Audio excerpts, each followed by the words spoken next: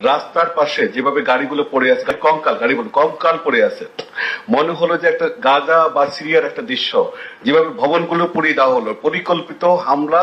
সাংবাদিকরা যখন যাচ্ছে তাদের ভিতরে গাড়ি আগুন লাগিয়ে যেতে তারা আগুনে পুড়ে যায়, এই জন্য ড্রাইভার এবং রিপোর্টার কেন বের হয়েছে এই জন্য তাদেরকে রাস্তায় ফেলে দেওয়ার পিটিয়েছে। গ্রামে গ্রামে পর্যন্ত আপনার হামলা হয়েছে, গ্রামে গ্রামে পর্যন্ত আওয়ামী লীগ নেতা কর্মীদের বাড়িঘর পুড়ায় দেওয়া হয়েছে।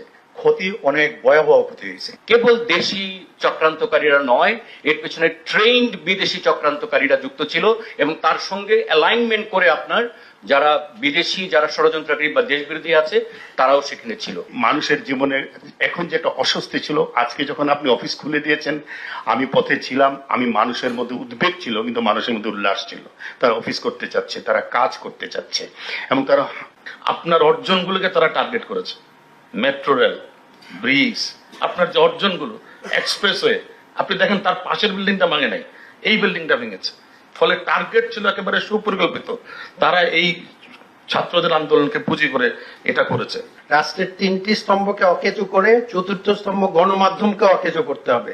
তার মানে হচ্ছে পুরো বিষয়টা যদি নাটশেলে বলি, তাদের পুরো টার্গেট ছিল রাষ্ট্রকে অকেজো প্রমাণ করা। কোটা আন্দোলনকে ঢাল হিসেবে ব্যবহার করে 71, 75 এবং 111-এর সকল কুচক্রীরা এক হয়ে যখন বাংলাদেশকে ধ্বংসের এক মহাযজ্ঞে নেমেছিল, এটা মূলত জামাত, শিবির ও অন্যান্য ইসলামী জঙ্গি, বিএনপি এবং আমাদের 1-11-এর কুশীলবদের যে ষড়যন্ত্র, সেটা কিন্তু এখন ফুটেজ দেখলেই স্পষ্ট।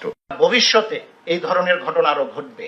নেক্সট টাইম এই ধরনের ষড়যন্ত্র মোকাবেলা করার জন্য আমার মনে হয় আমাদের আত্মসমালোচনা এবং এগুলো একটু মূল্যায়ন করা দরকার। মানুষের বিশ্বাস এবং আস্থা আপনার প্রতি, যে কোনো সংকটে, যে কোনো সমস্যায় সবাই মনে করেন যে সংকট এবং সেই সমস্যা থেকে উত্তরণের জন্য আপনার কাছেই যেতে হবে এবং তার উপায় আপনি দেবেন।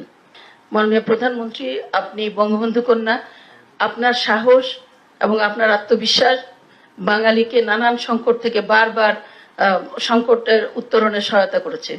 আমরা যারা মুক্তিযুদ্ধের পক্ষে আছি, আমরা মুক্তিযুদ্ধ যারা করেছি, যারা এদেশে বঙ্গবন্ধুর স্বপ্নকে লালন করি, আমাদের এখন দায়িত্ব হচ্ছে এই পুরো পরিস্থিতিটাকে মূল্যায়ন করে আমরা যেন একসঙ্গে একত্রিতভাবে একটা ঐক্যবদ্ধ ভূমিকা পালন করতে পারি। যে লোক চলে আসা, এরা ঢাকা ঠিক বাইরের পেরিফেরিতে থেকে ওই এক এক জায়গা থেকে যারা যে